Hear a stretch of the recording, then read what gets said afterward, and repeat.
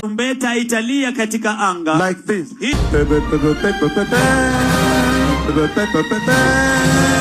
That is how the trumpet will sound. Ilikuwa ni msee fulani anavamiwa, then wewe akakuja kumsaidia. So kumsaidia ndio kidole yake kanini. Na huyo msee mwingine?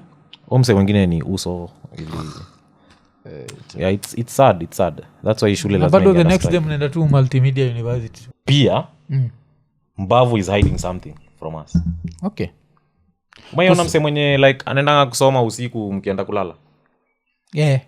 Anawadanganya. Tuende tulale hadi ana make sure umejifunika hivi. Una dose kidogo alafu anarudi class. I feel like that is what Mbavu is doing. Actually creators wanapitia a lot even in friendships and what not. Unapata mse unatembea na yeye ndio ana hate comment. Akona hiyo hate comment account kwa simu yake. So unaona hiyo ni betrayal gani mse? Sasa ulisema wewe ni so nani mkisi? Madha Mabuda.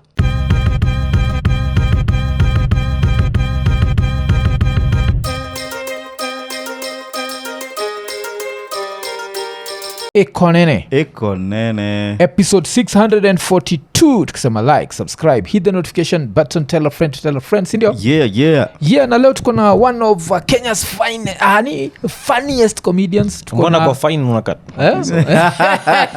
Isa jo. Hiyo tunakuachia. Hiyo lazima tuongeze kwa hii generation yenyu, lazima tuongeze ni pause. Yeah, so that's why I had to pause. One of Kenya's funniest comedians, tuko na Mluo Socialite. And hiyo jina unibambaga sana kuzoja nikisikia Socialite, the first person ana come to mind ni Huda, the second person ni Vera Sidika. So ulikama paje na hii jina? Niliona manze ilikuwa time ya masoshi. First of all Mluo nilibatizwa na beshte yangu anaitwa Lon Papi. It was something we used to nikiwa form 2 2019. Yeah. So yeah, akaniita tu Mluo ikanibamba cause unakaa mjaka nini. But Socialite sali iliongeza because ilikuwa time ya masoshi kupiga mapicha tao. Yeah, but saa yangu ni Socialite. Yes. The funny aspect is that like kuna light hapo, then wasema ngoko dark mbona itwa light. Yeah, so social dark. Social for socializing. Wait, wewe si mjaka? Mimi ni mjaka. Oh. Sinio like, but he's still the social light, which is bringing some light to the darkness that's life. Yeah, so na comedy ulijipataje? Na kitu mupenda kuuliza mtu juaje iko funny? Because that's manze unajua tu like ukiwa class utoe joke, everyone laughs. Unajua tu uko funny bro like. Yeah. Zio kuzina kitu nasema hivyo, nimeenda hata hizi nini, siwezi sema lakini kuna sehemu promote sana mabesti zangu, naitwa nini? Comedians. Yes, stand up collective. But out of hao kuna senonaga jo umsezani. Na bado naichapa like 3 years later bado nanangangana. But usikia anaweza perfect, hiyo ndio uzuri. But 3 years jo later kama ujai perfect jo. You understand? Naelewa. Wanaingia tu kwa stage hivi, unajua this is a comedian. Najua unaangalia kila mtu unaona wasio amejishika mbavu, wasio wanacheka, then kuna wasio ingiaga pale wanashindwa like umse. That's why nasema I think kuna alafu plus I feel like everyone thinks they're funny. Everyone thinks that, but like environment yako inaweza kuambia more. Yeah. Like nikitembea na mabishte zangu mbona nikiwa ndio wanacheka unaona? Okay. Yeah. Some random jokes, random stuff. Yeah, hiyo tu. Na acha tu rewind kidogo, ku grow up mtaani ilikuwa wapi? South B, Sadi Road. Yeah. Oh, hii area yako? Hii ni area yangu bro. Hii ni area yangu. Nikipigiwa niliambiwa ni hapa nikamwambia sawa. Ni mtaa. Oh, okay. Yeah. Na like a family of 4 children. 2 parents, yeah. Of course ni 2 parents. I think the only one parent the kid tunajuaga ni Jesus Christ. But tuko 6 though. 6. Yeah. Jesus had many parents. Yeah, see. Even a ghost. Yeah. So nini 4 kids, how many girls, how many boys? 2 girls, 2 boys. Wako namba ngapi kwa? Third born. When the third born? First boy, third born, yeah. Oh, first boy, third born. Okay, so like mother alianza na mademu wawili then Alvin sasa. Mimi. Kusikitu fani ni mimi mother alianza na mademu 4, unajua hivyo? Yes, mother alianza na mademu 4 jo. Alafu maboy 4 akafuata. Yes. Ilikuwa funny like hiyo kitu waga. So ile time ku give up tu wako like Damn. Tukabaki tumetokea so it's interesting so alafu ilikuwa like out of ao nani tena na do art kama wewe ama ni wewe ndio the actually hao wengine wameventure into something else yeah mi ndo nilikuwa nakaanga niko na mchezo kiplani but like yeah but parents wangu walikuwa na hopes na mimi in terms of like education because like I used to get good grades walikuwa nadhani probably I learned somewhere in law ulikuwa chuo gani tukianza na primo Our Lady of Mercy okay hapo then nikaenda ingine inanikatia huko iko huko Nyanza hata siwezi wataja wananibo then primary bado primary bado huko ndo nilimalizia boarding manzi okay kwani ulikuwa na misbehave ama ilikuwa tu something of the sort okay nilikuwa hivi like sister yangu Mbigi alikuwa number 1 KCP so akasema huyu kijana pia aende akue number 1 like but KCP like number 1 Kenya ama number 1 Homa Bay 20 something 2014 I think okay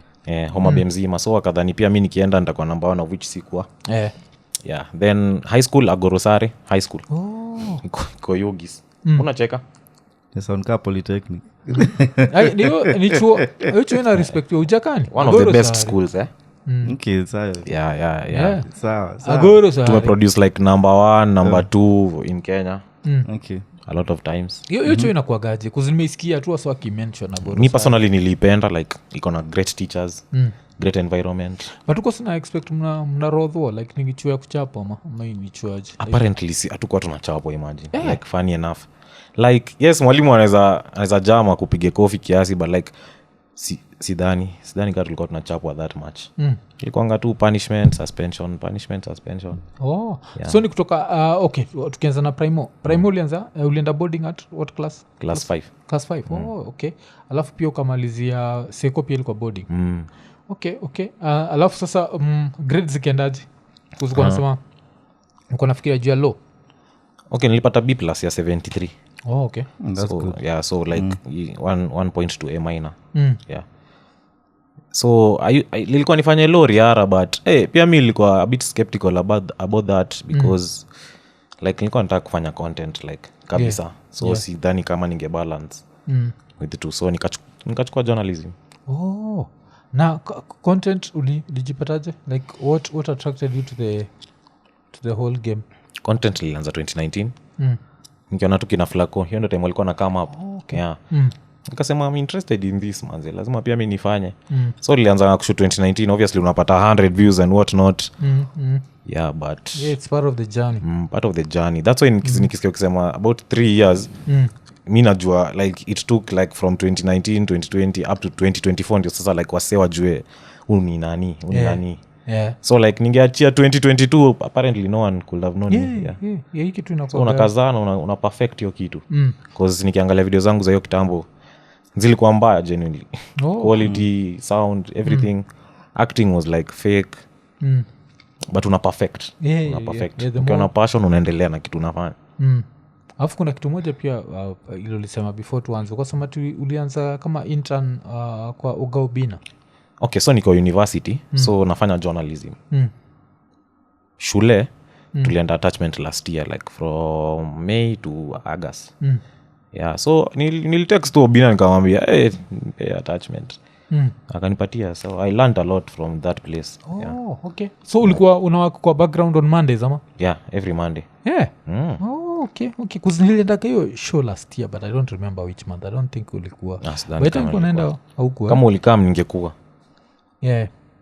I used to Wow. write questions. That's why nasema Kwa mwezi gani jo kusumi sasa memori yangu agambaya jo but nilienda huko last year so ulikuwa last year from which month to which May month? to August.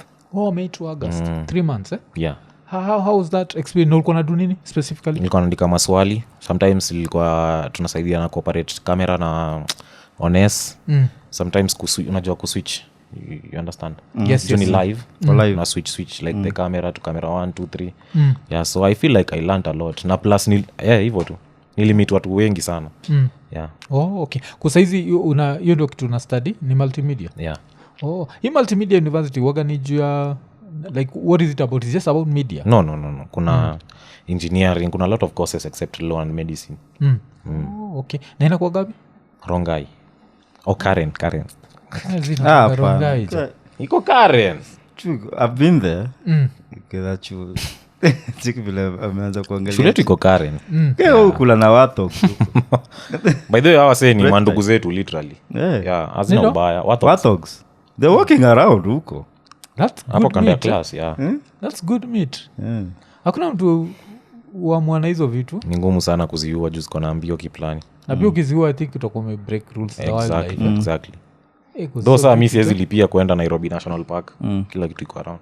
Kuna time tulikuwa na fisi, kuna time nyoka. shit, Nyoka bigi sana pita hivi katikati ya barabara. yeah. Chuo ni park it by its own. But then ni park. Meshikana park. na National Park.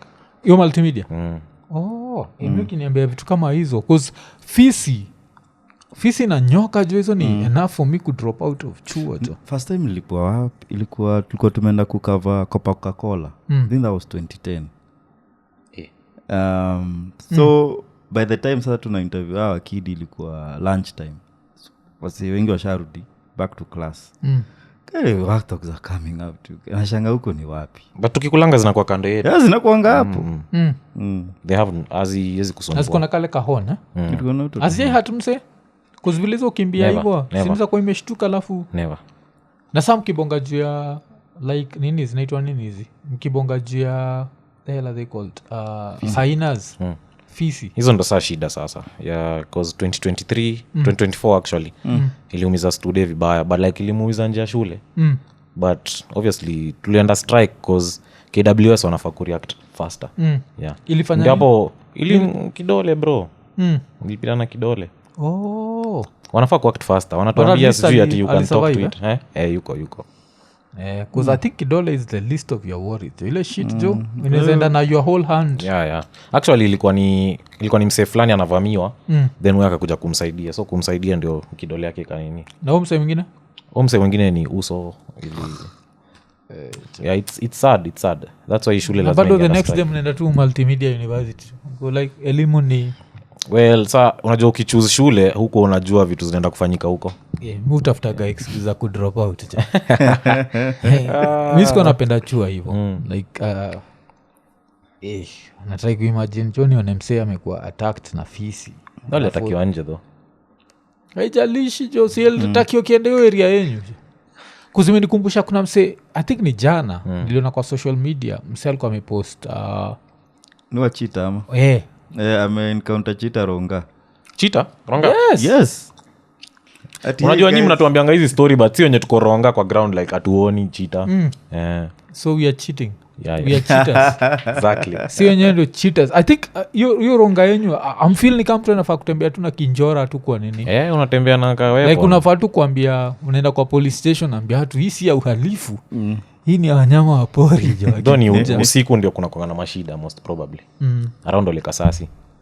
Cause ujui kama animal cause ni animals like zinaweza vuka the other side. Yeah. Then they see you maybe as a threat. Unaona? No, they see you as food, as dinner, man. Yeah. Yeah. They don't know that you have dominion over everything. Musemaga shida hizi wanyama ni unzabaki umeshinda sport pesa jackpot leo ukamwa kwenda kucelebrate jo halafu patane na lion jaitaki kujua jo ati ama millionaire hii nataka tu kudishi unajua nataka kuambia I can buy you all the meat in the world haitaki kujua so hiyo ndio ati ole kasasi kwapi Ni Ronga tu bado. Oh, nolijipataje Ronga like how do you come from South C to South B to Ronga ama ni juu ya chuo And juu ya chuo cause commuting is very hard. yeah. Okay. Na huko rent wagaje Iko poa. Iko poa for students. That's why students wengi wanaishi hapo. Iko poa. so ni kwaje ni hostels ama ni Okay. Hostels zinakuanga mainly ama ni to single room mainly affordable for hostels zinakuanga for like first years cause like ndo ameingia na wazazi wanataka wakue safe but second years hawapewangi chance hostels so wanatafutanga either bed sitters single nasema room. huko nje sasa so huko nje ni bed sitters Kuna single room bed sitter kuna one bedroom yeah. single room na bed sitter tofauti ni nini iza jo na kuuliza maswali hata mi najulizanga because single room bed sitter because me I'm assuming I think bed a sitter single iko na- room is a bed sitter so you're sitting on your bed so that's why it's called a bed sitter huh? as I'm asking nauliza tu tunifanywe hivi bro. Shed me some light. Single room, Single I think ni washroom iko nje. Single room. Oh, okay. yeah. Bed sitter, washroom iko ndani. Oh. Like nika a whole house but like one room too. It's a single room with a washroom. Oh, ronga so in kama ngapi? Size.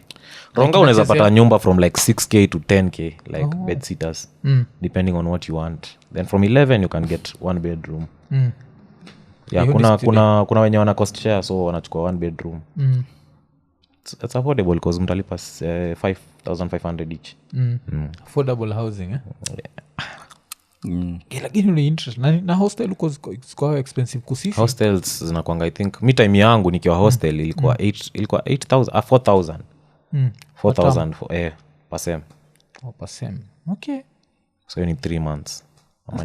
That's good cause But I need 10k but bado na feel better. Was it 10k per sem?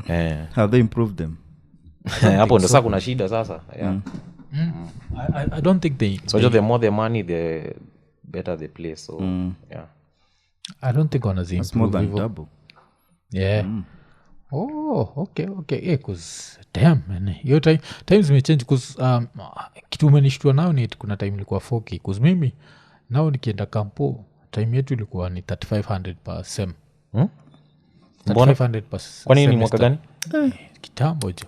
Mimi ningia UN 2000 to 204. Sisi ni watu wa university na KANU. In short, sisi ni watu Tumepigania multipartyism. Yes, mimi niliingia uni nani akiwa anaitwa nani? Ubuda akiwa president. Anaitwa nani? Moi. Nikatoka Kibaki akiwa president. So ulikunywa maziwa Nyayo? Tulikunywa maziwa Nyayo. Nice. Hao ndio walitumalizia. Yes, Up to class 8 ama? Maziwa Nyayo ilikuwa but sasa iko na private schools. Class 8 ni maziwa private. But up to 7. Kwa maziwa Nyayo iko inaleta na zile kwa nika tray fulani hapo inaletwa la get. Ulikuwa uni mwaka gani? Mimi sikuingia uni. Okay. Hiyo but ingekuwa from 209. Okay. Hey. Okay. Alafu nini MMU iko aje as a university because nimeka mkunotice university za siku hizo mko na sheria mingi cha. Nichiki majuzi ilikuwa ni kwea. Mtu akistopishwa kwa gate juu amevaa sijui ni. Hadi anapigwa. Sisi time yetu ilikuwa like dem anaweza do chochote kila nataka.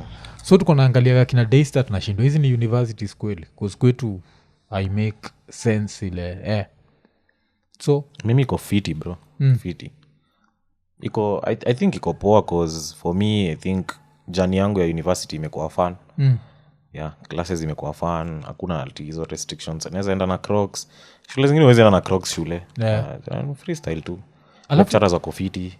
Alafu kwa mseka wewe ule you already doing it what now do you learn? Ama do you just learn for the papers? Because you're already in media and you already have it because your media is evolving so you already have it figured out to a certain level. So what are you taught in class? I'm always curious about people like nyinyi mgino mnafundisha kwa nini? Najua musike gasa like I'm going back to school because okay for me now I feel like I'm doing it for the papers. Because what tunafunzwa editing I know how to edit. I know those. Na saa editing mnafundishwa ni hizi software akina Adobe nini InShot. And how fast are those computers? These are jona kuuliza hizi swali because for you now I'd want to know because I feel like the fact that you're doing it what do the papers eventually help you with because in quotes you're unemployable. This is the same thing niliambiaga Njugush. Kuna level ukishafika you become unemployable. Why? Because you know how the sausage is made. Sindio? Okay. So since unajua how the sausage is made itakuwa very hard for you to commit like 16 hours of your day because mostly media uchukua 16 hours of your day for basically minimum wages. So why do it? Are you doing it for your parents? Are you doing it for yourself? Because I feel like I'm in a position which I really wanted like maisha okay so unajua tu ile implant yenye walimu wa primary wanatupatianga lazima umalize university and what not. So mimi nimeingia first year as a normal student like sijulikani sifanyi shit like nafanya content but watu hawaoni but then sasa nimeshafanya secondia yes then katikati ya thadia nikajulikana like let me just finish okay Yeah, okay it's- okay kuna haja ya kuachia katikati so ile ukianza haukuwa ni need cause plus ati fee ni expensive yeah si mbaya hivyo 16k najilipia 16k pasem damn kuna vitu mingi hazijachange siko nalipa how much was it like and this is vile umeshtuka this was like hiyo 20 years ago nalikuwa tunalipa 8k so it means that vitu hazijachange sana those imechange ya na lot yenye iko after sisi au sasa ninga wanalipa like 100 and something sijui 200 yeah. that makes Percent, sense yeah. it's crazy man yeah cause yetu I think ukiangalia in terms of dollars ni kama haija change cause dollar hiyo time ilikuwa kitu kaa 67 saizi dollar ni 130 so kama ilikuwa 8k nika imedouble to 16 so kaa ni bado ingekuwa in dollars it's still the same amount of dollars yes so if it was I think maybe $120 it's still $120 that's the nini okay and so now ukienda chuo hakuna wale mamode watiaji wale so look at him he's a what actually wanatumianga ka example yeah wanapenda kazi yetu cause wanaochingi shughuli yetu yeah cause nikisema yetu ni tuko wengi bro klasi yetu tuko na Val namjua wa TikTok okay tuko na Tracy Wangare engineering kuna Mudachi wasi wengi tu influencers damn yeah man times have changed man like okay but now to come back to you and your comedy tuna live I think ilikuwa last year wasolikuwa wanasema vile wako tribeless radarless blah blah blah so kutumia jina Mluo kulikuwa na any what is it called kulikuwa na any actually yeah cause like kuna brands zenye nimelose like wanafeel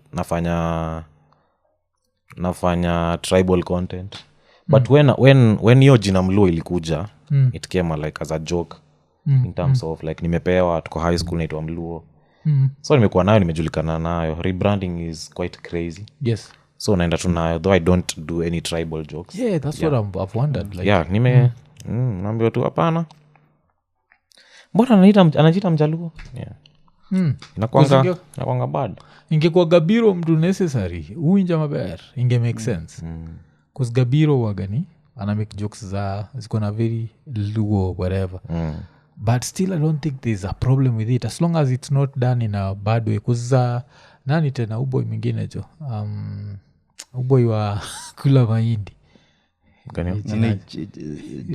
GK serikali serikali pia hiyo Pia ni ni waronga, nini, but according to me it's universal content why is it hiyo nimefaidikiwa interesting bcause mi niko nafikiria nikikuuliza swali kwa nakuuliza from a political angle where vile wasi walikama wakafanya at some point tulifanya ikakuwa uncool kuwa your tribe which there's nothing wrong with that najua I think the only bad thing inakuwaga ni negative where you start feeling either your tribe is superior ama other tribes are inferior that's when it becomes a problem but if it's just nini okay so nataka kuniambia but that's nini hiyo ni ufala cause Vaite Murome si represents kuna DM fulani lilipatanga like juzi Wameru. nikaambiwa ati we ni mkabila like like mkabila kitu fani ni nikianza kucheki content yako before hiyo jina ikami sinkin jikiao mseni jack ilichukua time sana haikuwa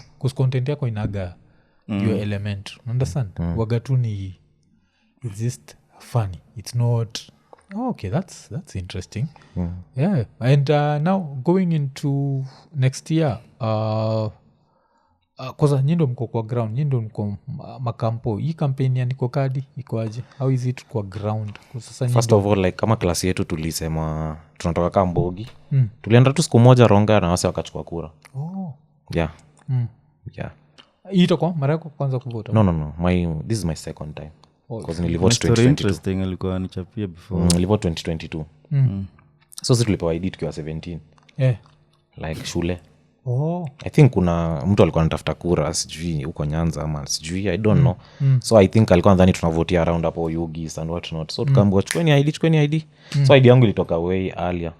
So sinamaanisha umejizeesha? Nishapiga kura. Sinamaanisha ulijizeesha, ulijiongeza? No. Like so to approximate like for me. Time tulikuwa tunachukua ilikuwa August but tuli approximate by October nitakuwa 18. So hivyo ndo wali approximate. Okay. So by the time zilikam nilikuwa 18. Yeah. Ulimvotia? Nani? Mtu hatujui nani. Okay. Mimi nilikuja kuvote South B. Yeah. Okay. Because mimi sija change nini yangu. Sija change hiyo kura. Nyinyi mko starehe kukuaga na hiyo nini? Walikuja? Mna apply. Walikuja but tulikuwa 18 hiyo time. Chua I think we change. Niliturn 18 June. Like June of that year ya kampo. Ani ya form 4. Okay. Yes. So fun thing chua hakukam. Had to be harassed hapo nini starehe. Yeah. Ulizo nyanyangu ni nani? Kwanza sahi politicians wana nini form 4s. Wanaobaya maziwa mkate, wanatembea shule. But hiyo kitu nimekuwa nikisema for a very long time. Mimi ningekuwa hivyo ningekuwa na calculate na cheki naanza kuradicalize like 16 year olds wa last year. Unajua sawa wale wako 17 size. Kusi by next year August watakuwa. So especially anyone who can get, naangalia once the last time voter registration inafanyika, anyone who can get an ID before then, you start radicalizing them so that they become very understand change, understand. Yes. Nacheki. Waseme waji-involve. Yeah. Alafu going into next year, unafilaje? Because a lot of time hapa Kenya kumekuwa na hii kitu ya no one ever says the politician they are supporting. Najua? That has been the unsaid rule. But I feel like this year kumeanza kuwa na hiyo where it's cool to say that you don't support Ruto. Yes? So what do you think is going to happen next year? Unafikiri artist watakuwa na hiyo liberty ama content creators watakuwa na liberty ya kusema na support this person, and if by any chance anyone supports Ruto, do you see them surviving after? Well,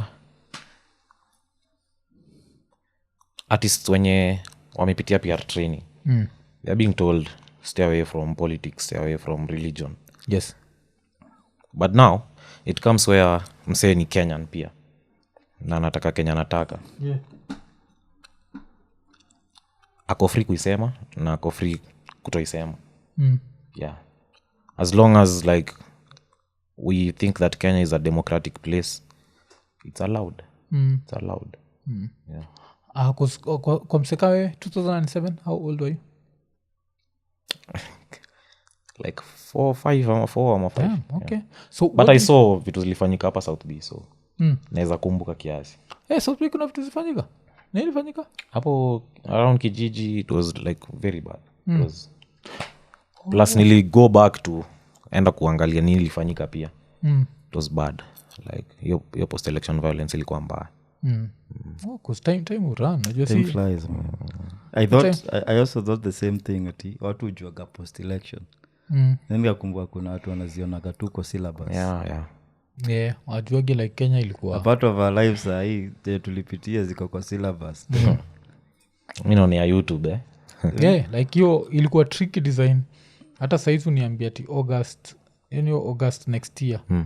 Ati nitoke Nairobi to Kisumu by road.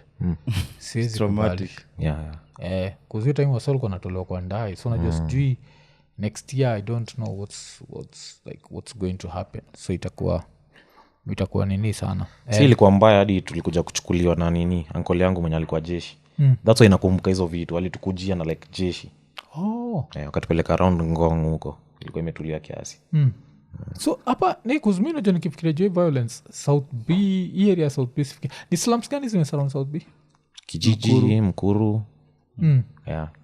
So hapa ndio vitu zilikuwa zimenuka, yes, but like kulikuwa na some aspect pia kwa other estates. Like kwa gate unazoona si hapana. Because why would you work with a panga kitu ka hiyo? Because stories zenye like sister yangu ananiambia like mse anatembea na panga, so it's crazy usitoke nje. Yeah. Because haujui nini inaendelea because mi na feel like that time was the hardest time for Kenya. Yeah. And nothing like that should happen again. Yeah, mtu anatembea na beti Yeah. anaweza kubeto Fangs out. Is it pang me? fang ni panga hiyo lakini slang zina doubt kama msanajua bcause we ni mluo socialite but mluo wanai kuna nini za kijaka zilo najua kagani kama hiyo slang ya kuita panga beti unajua Hiyo sijui. unacheki na hata sio uko unajua kubeto like mjaka nikomnyalo beti au ungekuwa unajua Hiyo sijui. kubeto ni hiyo kukatana panga ni kubeto nyalo beti naweza naweza ku like ujakani vocabulary inakuaga na vitu mob zile ni so specific so panga hiyo ni kubeto awezi beto mtu na knife kubeto ni specifically ni panga masheti kunini knife inaweza kuaga ni kuchuoyo ni kudunga nacheki Na wewe au kama watu wanaongea hizo nini hizo violent languages mbona wanaongea hizo violent languages? Sijui the same thing niko na I think before tuanze niko na kuambia vile niko na react to story ya ilikuwa nani ubuda anaitwa nani buda Duale versus Gachagua and in the process nikajipata nikisoma proverbs za kijaka and if you think this is violent hizi proverbs ni chafu yani unafikiria ama buda wa jaka au henga ujakani walikuwa na mind ingine crazy sana wacha nikupatie kadhaa hapa nichekika so kuna moja ile mupendaga sana jakuodho oye dhao so unzafanya direct translation ya jakuodho oye dhao ni direct translation according to wewe msiana nyamba oye dhao hiyo ingine sijui oye ujui nini anaitika dhao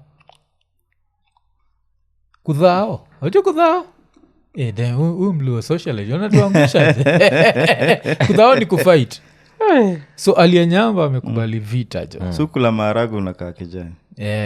So ile moja ilikuwa nini nini kuna moja sianda ipimo ginyamin mataka unapima na unaipimanisha na sister yake jo so like those are your ways men. tunakwambia like wahenga wajaka walikuwa na za ovyo because I think inamaanisha that haga akupakwa nini na chupa kwa mgongo. Yes. I think wanamaanisha because haga moja ikiwa big kushinda ingine of course so lazima it has to be even. I think that's what they mean by kitu iliosumbua sana mpaka they had to put it in writing. A buttock is only compared with its sister. Alafu kulikuwa na ingine tena ilikuwa ni hizi sinakwambia hizi maproverbs zilikuwa zinani mada sijui nilijipata aje kuna msetu fulani alikuwa ameziandika kulikuwa ni Duke Jawiro nakedness always comes back. Okay, Duke Jawiro hapo sikuwa na understand lakini hii sasa place ile ni bamba ni moja Yermoti esianda ema ong'eyo pek mar yamo mawuok e ich. Mazamambia kile inamaanisha something to do with us. The rest burudia tena Yermoti esianda ema ong'eyo pek mar yamo mawuok e ich. mafienye Umse nimjue mluo socialite jo msote alikuwa na doubt mluo socialite jo ya kijaka jo uni Gen Z. I'm half Kisii. Half okay it makes sense cause hiyo inamaanisha only the hair growing on the anus truly understands how violent the wind from the stomach is. Na mbona vitu zao zote ziko associated na sienda. Sinakwambia nilikuwa nasoma hizi vitu I think most of the time hawakuanga na nguo. Mse labda wanapika mse anapita wanasema na matako zake hazifanani. Matako moja lazima ipimanishwe na ingine. Sasa like nywele ya matako literally like genuine. Labda naambia burudi. Umesikia? So angekuata na zingine like chamgiwa adu like sikie ni ingine pek ni pek the weight. Unakoza wanakwenda kwa dape. Ndio ni emungeo pek Mariamo the strength of the wind Aye. that cometh from the anus. Yes, from the stomach. So instead of the walikuwa anus. medishi nini I think there's something walikuanga nayo in common ati pia wewe okay put that in right So sikia ingine tena. Bwoch mor kama igoe ongora. An infertile man is happy when sex offenders are punished. Hey. Zeta ndio ukolekea kanyaga yeye. I feel like tunafaa ku bring back those ziko funny. Yeah, ziko funny. Ziko funny but like Ziko- si wise. They are not wise. aziko wise. Then iko ni ng'ama okendo dhako mapiere dongo okelo ne jogweng' chiemb wang'. Acha tucheki kaira inga. Ameletea wase wake matako kubigi. Kubo Yes. So sikia. Kunia. Ng'ama okendo dhako mapiere dongo okelo ne jogweng' chiemb wang'. Taco Sikia is usaperi. taco Try to understand. vita sio sana Hakuna kitu kama hiyo. Kuna vita hapo. kushuta Nini? Tuambie, shtue. Mwenye ameletea like wase wao dema kona matako bigi. Yes. Hebu yengine mwisho. Okelo ne gweng', jogweng', chiemb wang'. Ameletea wase wa kwao chakula Chiemb wang'. chakula ya macho. Yes. Mseme wa dem kuna haga Matako bigi. bigi ameletea hao wase wa kwao. Jogweng ni kitu ya kula na macho The villagers, yes. ameletea maanko. ameletea views Yes. Hiyo ni funny, hiyo ni kali. Hiyo ni So, kali, ni sinakwambia. sana. So iko ni a man who marries a woman with big buttocks feeds the whole village visually. so ukitoa matako kuna wise men Yeah, ujakani hakuna like vitu hakuna mob. wise saying Sienda. Vitu mob zetu sienda. ndisianda. Kulikuwa na ingine pia ohodho ong'iyo gi wach mar lokkoni. Ya wezi jua. Hii pia Uodho ilibidi ni kutoa ama nione translation. ni some kuchomoa something Ohodho ong'iyo gi wach mar lokkoni. Wait, hapo umeunderstand nini? Pardon? Ohodho ong'iyo gi wach mar lokkoni. Anafikiria na maneno ya Zini, a prostitute is used to the routine of being told. kwani ohodho ni prostitute? Mimi najua Yes. prostitute ni angang. Na pia uchot. Okay, unajua I think sometimes hapa mali tunaenda mbaya ni kuna Kijaka wale za wasa places sembo like Yes. wanaongea like mlango si tunasema thought Yeah, that. au wanasema thigo. That's why unapatanga kuna words zingine hata wewe umeona umeenda kuangalia. Yeah. Lakini yo unasikia a prostitute is used to the routine of being told to turn over. Sikia zetu. okay turning over ni sawa but prostitutes back in the days Yes, kulikuwa na prostitute. Walikuwa, The oldest profession in the world. hadi kwa Bible wako. sawa umewatetea Unafikiri ati hakuna hata hii jina ya kuita Kenyans Wanjiko. There's a Wanjiko who was not Wanjiko hii. Hadi ngoma ya Franco ndo likuja kugundua kumbe ni ya nini. Hii ya mamu. Then skizeni hicho. Yuom Rawat.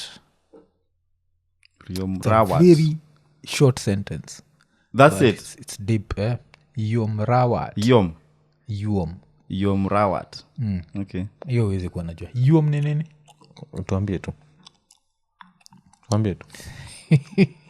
Hii ni mbaya John. Vagina creates relatives. Unaona sasa ndio Kenya nakwambia. Okay, that's sasa sisi relative. kwetu hiyo ni ng'ony. Na pia inaweza kuwa yuom. Ng'onyrat.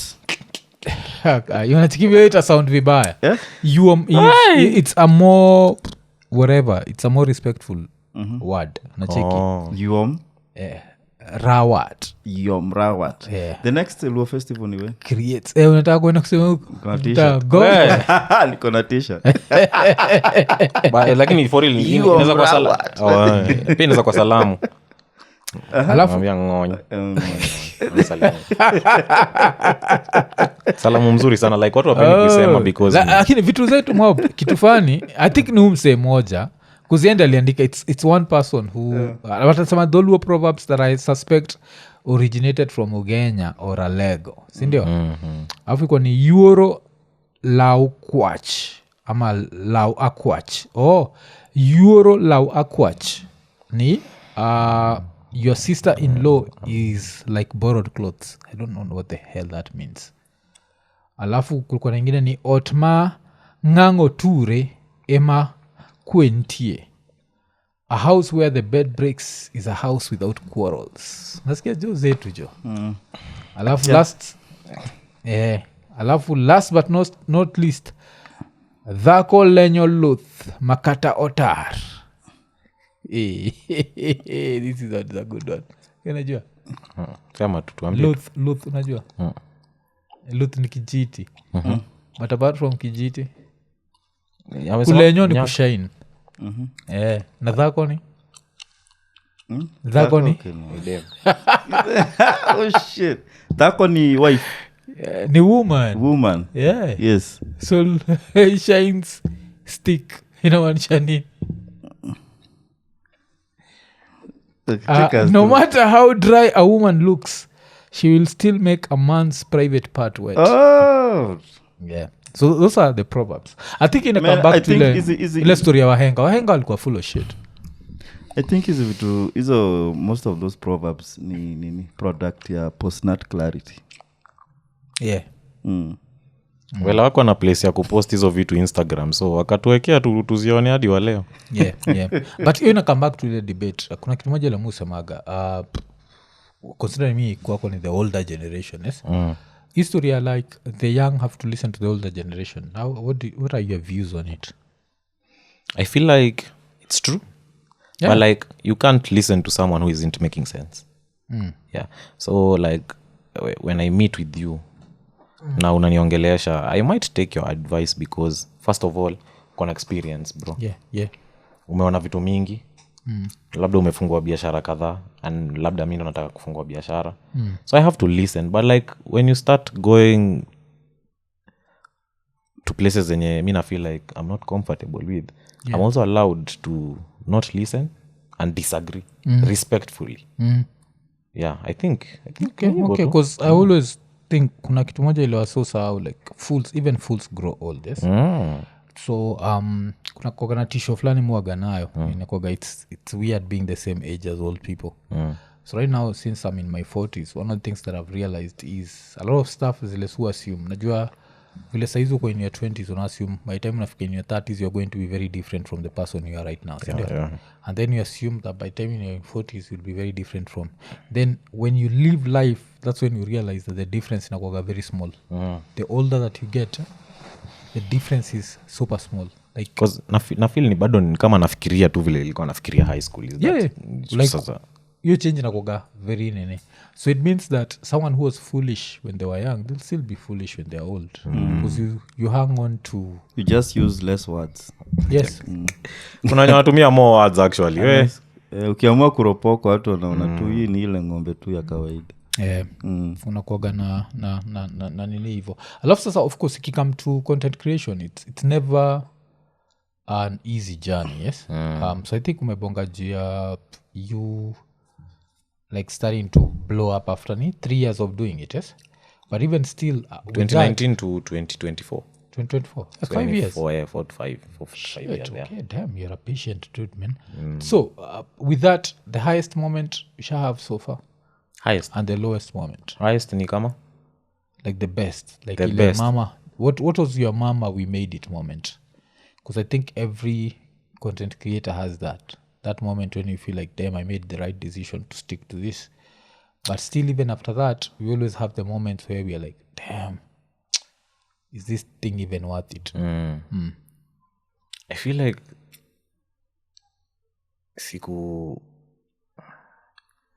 mi siku tu bia alinifollow mse like siku imagine Okay. cause man like nilikuwa naangalia hivi simu and then when he followed me apparently watu wengi walianza kunifollow like calligraph nani wa kila mtu tu kusata nilicheki hii wiki ulikuwa umeenjoy kali juu ya ni finale the remix ni jana actually tu alafu akabakia menini. So how does that feel when you see the person you're joking about actually enjoying the joke? It feels great mse. feels great. Though I came to realize like they are humans too. They are normal people and they enjoy what we enjoy, and but tunapenda hiyo Kenya wamefanya for the Kenyan industry, and that's why most of them wanakuanga role models wetu. Exactly. Okay. Because talking of like us admiring people, this is a very interesting weekend that's coming up. Yes, kuna the Showman residency ina happen in Yashinsky at Carnival. Yes. Alafu kuna the big fight Majembe versus Mbavu Destroyer. Itakuwa Kasarani. So wacha tuanze na hiyo Majembe versus Mbavu Destroyer. Who do you see? Who is your money on? If you're a betting man, who are you betting on? Hii fight hii kitu inakaa confusing, but mi ningeekelea do. Mi ningeekelea Mbavu. Okay. Yeah. Why? I just saw a post na nika agree nayo cause Mbavu senye anarekodiwa he tries to make you feel like he isn't fighting like ta anarusha ngumi hivi. Yeah. But mi nawaambia Mbavu mtaona huko kwa ring. Hey, sijui. Okay. So according to wewe hii time yote anacheza na sisi tu. Okay. Yeah, anacheza na sisi. Well, Majembe has a chance to win too. But mimi ningeka pesa yangu kwa Mbavu. Puncher's chance, there's a name that it's called in boxing. I think inaitwa puncher's chance. Inamaanishaga that any time there's a boxing fight, even between Tyson and, as long as the other guy has like wako the same weight category, I think inaitwa pia hata mkula ngumi moja. Yes, puncher's chance. Yes. How will wako the same weight? No. Majembe Mbavu. I don't think so. But yeah, what okay. A puncher's chance refers to a situation in combat sports where an underdog, despite being less skilled or dominated, maintains a realistic possibility of winning by landing a single powerful knockout blow. Yes. So because of that, everyone has a puncher's chance if mko the same weight. Walking ya ring na Anthony Joshua, you don't have a puncher's chance because hata ukimgonga atashindwa mosquito imeniuma aje unacheki. But Anthony Joshua akiingia na mse heavyweight even from Africa, that guy has a puncher's chance. But we have seen Majembe fighting, so I feel like any fighter got a lot of energy, but I feel pia Mbavu is hiding something from us. Okay. Maiona mse mwenye like anaendanga kusoma usiku mkienda kulala. Yeah. Anawadanganya. Tuende tulale hadi ana make sure umejifunika hivi. Una dose kidogo alafu anarudi class. I feel like that is what Mbavu is doing. Because I think if you had to ask me, I think he's one of the greatest marketers ever. Amemarket hiyo kitu vizuri. Also amemarket hiyo fight. Like he's the reason we know. Like the previous fight ya ilikuwa ni Majembe versus Alfayo. Yeah. I didn't even know about it. I knew about it after it had happened. Walilipo 1600. That's how I knew about it. So that's what brought the whole nini. Uboy amemarket hiyo kitu jo. Alafu apart from that, I think one of the things pia nimejazika ni wase kumtumia kumarket vitu zao. I think the last time nilimcheka alikuwa pahali anauza ilikuwa hizi nini za ndai zinaitwa nini hizi? Spare parts ama? Vile ndai upa mbele inaitwa nini? Hizi spare parts like what bumpers. Bumpers za ndai. Zinaitwa bumper hizi kumbele. Inaitwa hivyo. Inaitwa bumper. Alikuwa anaziuza. Nkame jangori. Nimejangori man. Like that's one of the things I respect here. Like I think before hata waingia kwa ring make more money than Majembe. Off. Yes. Na hizi nini zake, so hapo for marketing nimempatia. At least akichapa yeye ni creator. I think alikuwa anaangalia. That's the question. Both ways. Yeah. So maybe yeye akigongo anafaa nini his way ya comeback ni yake ya kujangori like that. Ajaye ngori tu hadi ajange tu ngori all the time. Okay, kuzuri tunataka kuuliza akishindwa unaona kisurvive? Kuzuni I think he will survive bro. Akona brains bro, like you can see it. Kuzuni unaona akishindwa career over. Hakuna. Like nona ni kama ni ile unajua vile unachukua candle alafu I feel like akishindwa tazimwa hivyo because now what will he sell? What will he sell? Bado anashtuanga na kona phrase ya weka mawe. Akona like umse I feel like anajua Kenya anafanya and if hata bado atashindwa atajaribu kufanya hiyo loss ikae ni kama ni some sort of content. Uliona Lumu? Do you know Lumu? No. Lumu alipigwa, alienda fight na Barak Jacuzzi boxing match. Okay. Alipigwa but hadi wa leo ana monetize that thing. Yeah. Bila alipigwa nini? Akienda ni streamer by the way, akienda mahali ulipigwa you see. Actually how Asendo walifanya the first serious boxing match in Kenya. I don't know how aijaongelelewa but ni hao ndo walifanya. I think nani kwa tuambia Zak alikuwa anapatia hiyo story.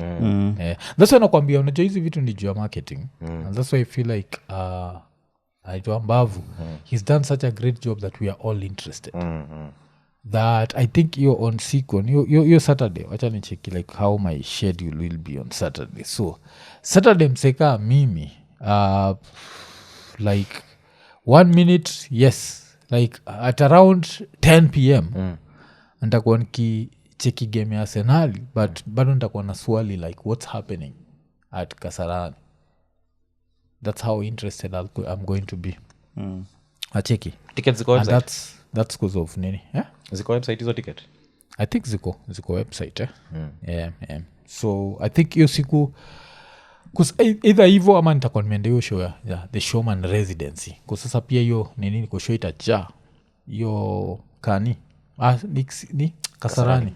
Kasarani kwa show itaja level ingine ile itakuwa crazy sana. So hopefully pia nini itakuwa imejaa hivyo Showman Residence. So Showman Residence unajua nini juu yake? Ama ni residency. Unajua nini juu yake? Najua tu ni show ya Nyashinski. Na anafanya one man. Ama kuna categories. Na anafanya for a couple of days. Yeah. I think every day ni 3 hours I think. Go on stage for like 3 hours. Because I feel amekuwa prepared. Actually niko na friend mwenye anapenda like kuna kupenda na kuabudu Nyashinski. Yeah. Aitwa musically. Hadi ameka picha yake hapo kando ya bed. Kando ya bed. Kando ya bed bro. Damn. Inspiration kwake. So like pia ni musician. Then anajua atafanya something like that in future. Uzuri pia anaenda I think. Hiyo show tulikuwa tumeenda naye tulikuwa invited ilikuwa last week Thursday. Tulikuwa invited kuwatch hiyo like the preparation for the show and it's crazy man. It's like iko na kila kitu, iko na ni residency. Yes, kuna acting, kuna ni sarakasi naitwa like juggling. Kuna performance, the music itself, kuna yeye, kuna band, apart from band kuna choir, kuna like it's crazy man. It's a show stage. It's a crazy show. Naweza uliza swali? What do you think about Kenyan performances? Hapo lately the A-listers wa Kenya the only words naweza tumia ama the only phrase is no one can fuck with the A-listers wa Kenya. Like nisha watch Sauti Sol on stage. Crazy. Nisha watch Nyashinski on stage. Crazy. Calligraph on stage. Who is the best? Crazy. Who's the best in performing for you? I can't tell you because kama vile kulikuwa Soulfest ya last year. Sauti Sol walikuwa na set crazy kabisa but unajua ni Soulfest, yes?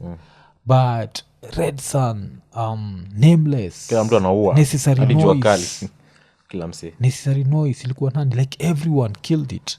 Alafu vile nakwambia like Oktoberfest ya 2023 kwa nimeenda ilikuwa ni Calligraph aliua, anaitwa Nyashinski aliua, like nikiwa kwa hiyo show by time nani alikuja jo Diamond Ian kwa sikia kuchukua mawe jo ni sema hizi nini jo aswa TZ ni uthi leo jingawa ya playback like Mkenya amekuja amedu show crazy alafu atiki nani amekuja hapo na mpaka wataingine na anaimba amesahau mic iko huko unajua tu amekuja ni playback. It's annoying. So Kenya I think TZ is fuck na sisi. I was listening to also I think it was a listening party ya Bridget Blue.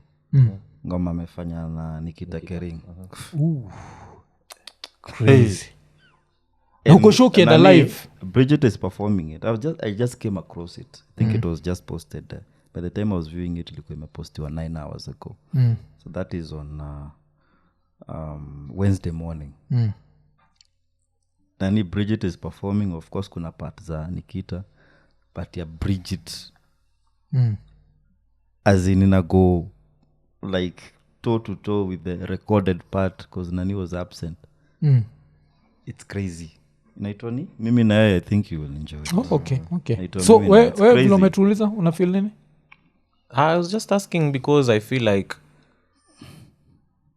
I don't know what's your take on this. Do you feel artists wanafaa kukuwa na, let's say, you see the way, let me use an artist wa maju anaitwa Somba, yeah. Akienda kuperform like ana perform Grammys, ana perform Brit Awards, akona like kila kitu ni yake, like system ni yake. I think that's what Nyashinski does. Do you think it's that essential for artists? Like, do you think that's a step we have to take? Because I feel like nikiwa na hii mic, nikiwa na already vitu zangu za kuperform, like naweza kuwa na confidence ingine. Because I heard some people saying that hey, performance in a boy, but mse alienda kuperform na speakers za hiyo place haifanyi. You get? Okay. I feel I think ukigo pro you should know what works for you, because art is different. Na art sometimes inakuanga influence na environment. So if you like kama hapa like see you're happy with the Audio Technica headphones. If you're given kuna headphones zenye avangi hapo zinaitwa audio. Zamanga hizo they have too much bass. Yes, kuna bass mob sana. So if you're an artist, you know what works for you. And what is going to bring the best out of you, because you're different the way we just express ourselves, either rapping or singing. So I think if you actually need that one microphone, naonanga wasanii wengi wako na hiyo mic yao, ama what, kuna nyova, kuna nyona. I think Nikita anafanyanga pia hivyo. Kuna nyata they have some specific meals before the show. So if you're an artist now, if you want to be kwa our A-list, you should know what works for you. Professional. I think cause pia nilienda Solfest last year, kuna sema one of the things that stood out is akukwa na MC. Channel nenega hizi ma events unapata kuna MC katikati, pigeni nduru. Up next on stage ilikuwa ni this performer akimaliza, the next performer anaingia, and you could see that everything had been planned to the T. Najua ile like kila kitu. So it's the same thing na any artist who goes for sound checks, ndio? And all those rehearsals hata need kitu yote, because everything is so jopalo na deal pia na sound engineers, so they know that this person they need to do this other person they need to do this thing. So I think it depends with the level of concert. Kwa club, yes, unza carry your own microphone na cheki cause ni club, but if it's a concert and it's that huge, I think they plan everything. So of course Nyashinski is in quotes the only person performing, itakuwa tu ni hivyo, but na understand pia hiyo kitu namaanisha. Konene najua mwaka ni mpya, lakini injili ni ile Lemfi. So kama uko US, uko UK, uko Canada ama uko the UAE na unatry kutuma do Kenya, baki umechangamka, ingia Lemfi, utabaki umepata the most competitive rates. Lakini apart from that, on your first transaction ya $100 or more utapata $20 sign up reward. So unangoja nini? Baki umechangamka, chap ingia Lemfi, international payments for everyone. Ekonene. Mimi best performers wangu ni Matata. Jesus. Okay. Walichapa 1 hour last year, I think August. Ilikuwa ni ile Mass House ama ilikuwa wapi? Yeah. Hey. Buda, sijawahi ona kitu kama hiyo. Dancing, choreography, everything. Kila kitu iko perfect, sound check, band check, 1 hour. Na ni kulikuwa na surprise performances. Yeah, Beja anajua time anaingia, Bien anajua time anaingia, everyone, everything. Nani wanaitwaje? Watendawili waliingia time yenye wanaingia. Kila kitu ilikuwa perfect. Like sijaiona something perfect like that. Na ni 1 hour straight. Believe me, wanachapa tu 1 hour. Na ni dancing 1 hour straight. Kaende 1 hour straight. Na hakuna ati hiyo ngoma inacheza chini nyuma, wanachapia hapo. Track 12 perfect. perfect. Very hakuna perfect. hizo Hizo videos I daily. think ni ikam tu hapo if there's one thing that sisi na Kenya na TZ tuko on the same level ni hiyo like sisi nikaa China ikikam to live performances TZ nikaa Uganda jo shendaga Uganda Kampala vile nakakaa mavijo like your city nakaga because those artists are so big but their live performances are trash like wase wote nasikiga wase kisifu Alikiba pia ni trash tu kama Diamond kikamtu nini like kompea na wase wa Kenya ucheki vile nani Mario alichoma ilikuwa Rwanda alichoma jo biana na kujiga sana cheesy jo aliswalowaz but hiyo ngoma ni kali like as a recorded song hiyo ngoma like unasikizaga part yake inakubamba part ya nani bieni inakubamba like it's a beautiful song but when it comes to live performances hata hiyo nini finale niko sure Alikiba na Bien Alikiba takuwa pale tuko zile za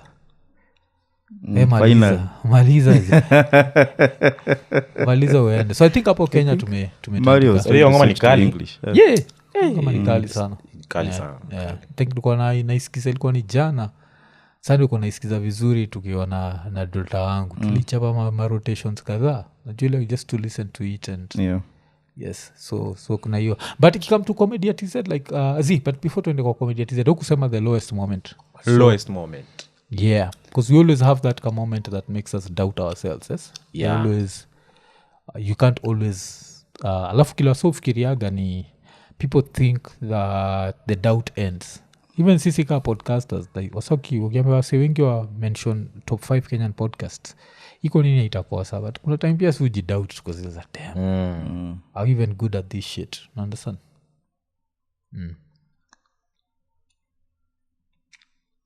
ama kucha kuwa nayo pia ni sawa nimekuwa na mingi sasa sijui nichukue gani sasa so itakuwa tu ile moja tu either nikacomment ka mtu cause kuna wase nani alitolea ni Jasper Morameja alitolea ingine hapo jo msalikuwa nakule tiko ni salitoa kibeta wali Gole akisema kuna salimwandikia kimwambia jo you need to stop doing this you blow up Nishambo, thank you for wasting our bundles juzi nilikuwa na nini na post game ya Chelsea nilikuwa nimevaa jezi ya Chelsea but naongelea Arsenal fano Arsenal aliniambia mbaya bro aliniambia ati unatucheka na spine yako iko straight so unakaa chini unashanga like what the hell but I think at this moment it's done in ati ni lowest moment unaonanga tu na unapita juu sauta uwezi bishana na unaanza kutusiana na msee but mi genuinely nikianzanga kuona ati labda watu wanipendi unajidoubt naendanga YouTube nafungua ngoma yangu ya kwanza inaitwa My Friend na ngoma yangu ya pili inaitwa Chapo Nne na Dengu nikiona tu hizo views zinanibamba tu na plus like vile watu wali create challenges TikTok that's enough for me I made people in Kenya dance like wakajibamba so hiyo ndio inakuwa motivational factor yangu because Kenyans are it's easier for people to hate you in Kenya na ni mafans but the few that yes. ni mafans by the way unaona follow back hapo mkipata na tao ni selfies inakuwaga funny hivyo kitu ingine mean I think it's just it's a culture hate sai hata ishaenda ikakuwa culture sai because ukiona tu msee wacha ni chongo yeye there's a story I saw online chongo yeye msee juzi but at least weke some laughing emoji hapo at the end ndio nasema niliona story fulani juzi ya msee mwenye ni hater alikuwa hater huyo dem mbaya huyo dem ni creator kuna msee ana hatingi kwa every single post yenye udem ana post so she was in a restaurant anakula mtu akakuja akamwomba selfie akamwambia hey, this picture looks nice nataka unitag nataka nikutag what's your account so dem apia na account alimconfront tu akamwambia kuja hapa you can't be asking for selfies and you're the same person same person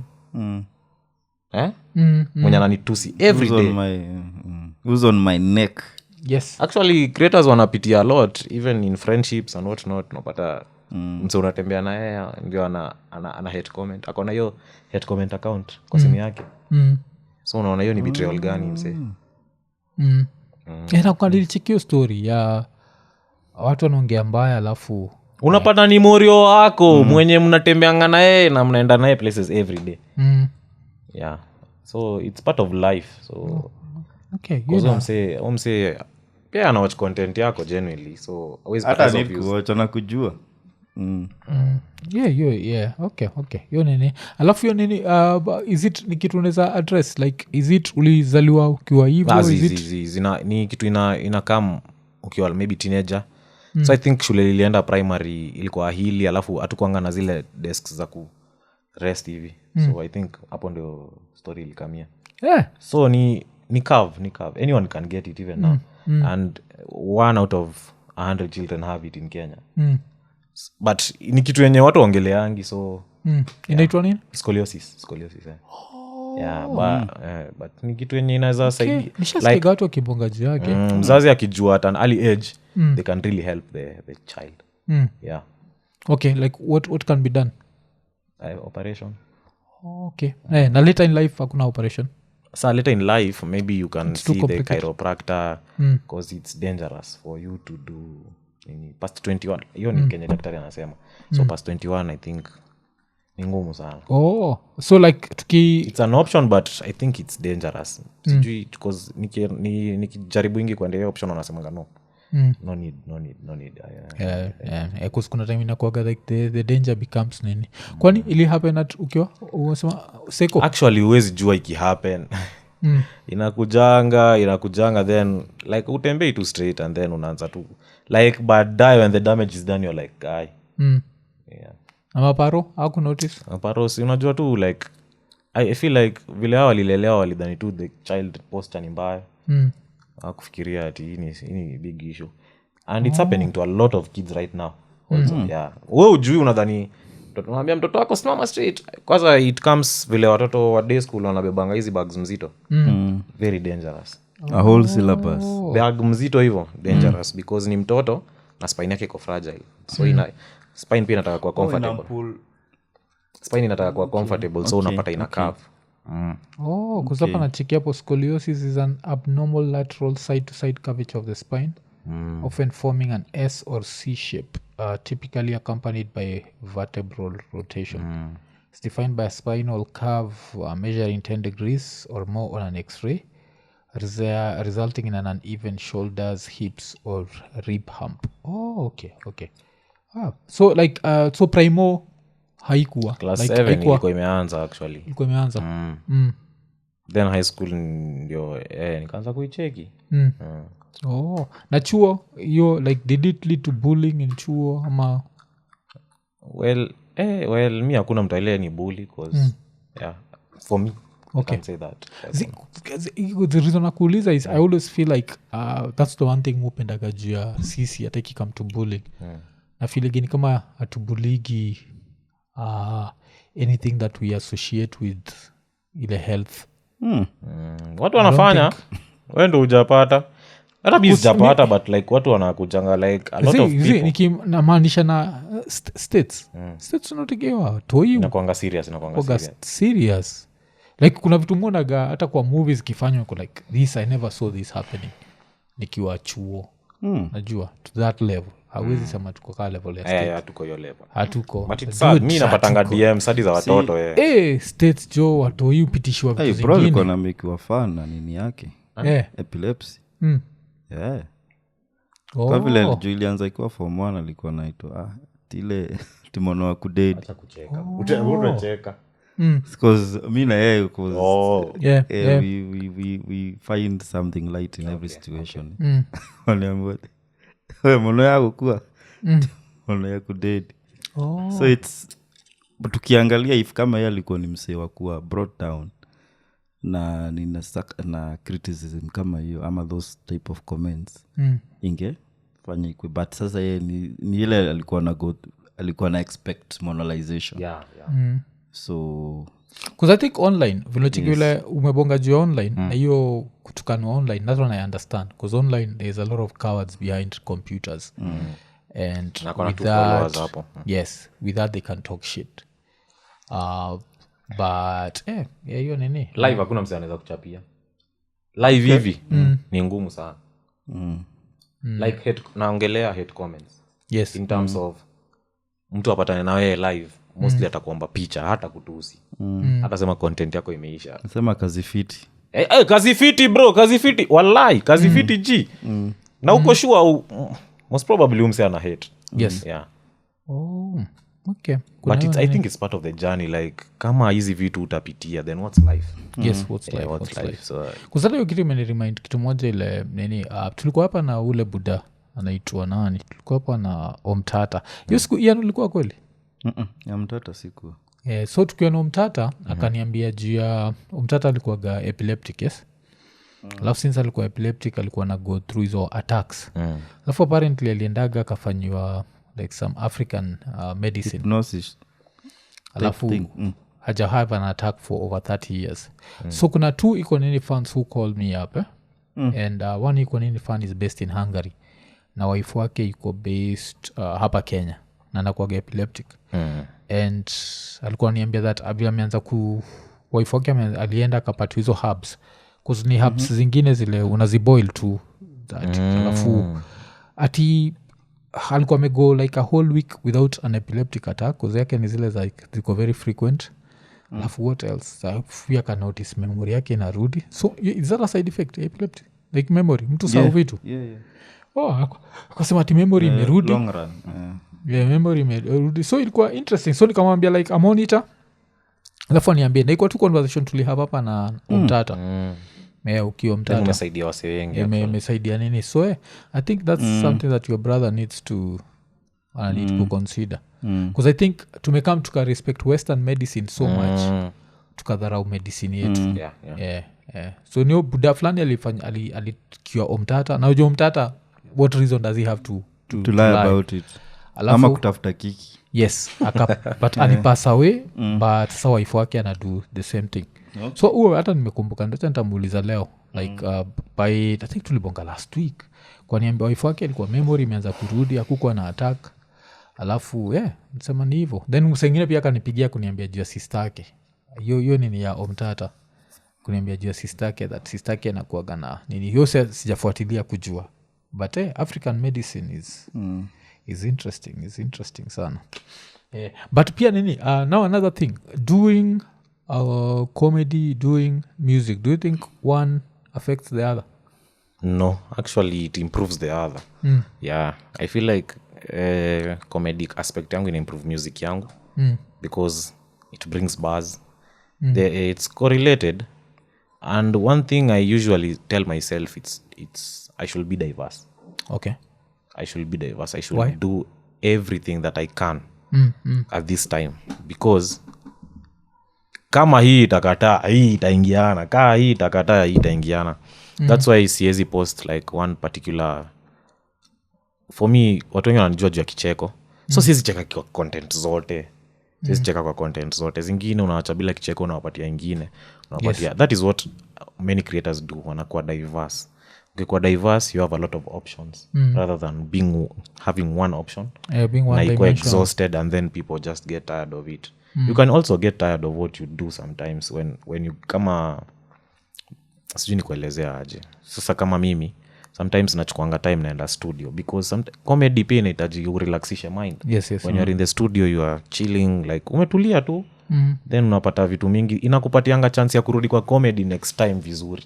yeah I feel like that is okay what I do. which one did you want to pursue faster than the ingine was it music ama was it comedy comedy obviously then you can use comedy to get into music so music how do you decide to do this because una understand vile nasema a lot of people when they know you for comedy when they see you doing music they'll assume it's either a parody ama they'll assume it's not something you're taking seriously so it becomes very najua nikaa lazima ukuambia niko serious wase niko serious manze so how do you balance that out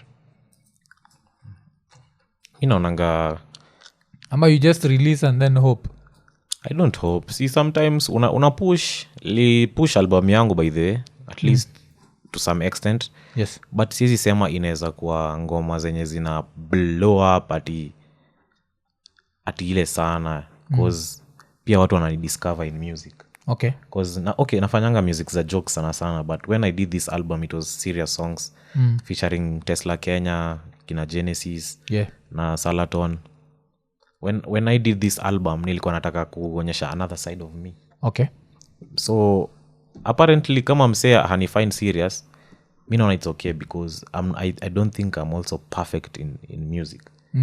I'm trying to perfect it. Okay. So when I released songs hivo za last year na za this year zitakuwa totally different. Okay. Because this year I would have learned a lot from releasing zile za last year. Yeah. What I could have done better, marketing better, music better. Am I trying to pass a message ama natafuta club banger? Because unaweza tafuta club banger na uipate. Yes. Niliambiwa it's very easy to get a club banger because you relatable stuff, relatable slang na good beats, good production. Lazima ukwe na hizo. So obviously I tried something like that. Hiyo album imetoka, ilikuwa na 10k streams, but I hope the next projects that I'm going to release maybe zitakuwa 15k streams, 20k streams. Ni mdogo until ngoma fulani ishike na ikuwe fiti. And pia mimi nimejiperfect kimusic. Okay. Okay. Na kwa hiyo nini uliwak na producers wagani? Niliwak tu na Salaton, unajua? Then nani Otsimi. Two of them. Oh, okay. Yeah. Walinisaidia. Ilikuwa project refu because we started on February na nilirelease October maybe. Nilirelease October 19th. So like hapa in between this like is it 8 months? What's happening? Is it continuous recording ama is it redoing some? Because kuna hiyo unaweza record kitu alafu baadaye uko like I can do this in a different way. Kuna some songs kama you know ukienda kwa mtu mwenye amefanya music for a long time, sometimes unamsikia like unamwacha aongee. So kama kuna ngoma tumefanya the whole song, then he's like no, we need a lady's voice here. We need a lady's voice here. So akasema I'm not deleting this project. Yes. Yako pia iko hapa, but The we also original. need Yes. but we also need another person, of which the other person aliua sana. Hiyo ngoma inaitwa Akiwalai. Yes. Yeah. Alihuala. Akiwalai tulifanya na yule pale. Oh, okay. Okay. Bell. Okay. Anadanganya. Actually nilieka full verse, but sasa hiyo ndo hatu kurelease. Yeah. Alafu unajua kwa wazee kaa sisi tunaijua gani zilizopendwa. Kwa nini ni zinazopendwa? Because I used a lot of aspects za maybe rumba songs. Oh, okay. Yeah, kama Mamu, I sampled Mamu hapo. Yeah. I sampled siku sample, but kuna yenye inaitwa Kasongo. Yeah. Kuna ngoma ya kitambo yenye inaitwa Kasongo zaman mwenye ameacha bibi yake. Yeah, Kasongo. Yes, exactly. So I tried to modernize it. Yes. In terms of there's a section where the beat changes from like rumba to like trap beat. Yeah. And I loved it. Then tukafanya inaitwaje? You know Genesis? Yes.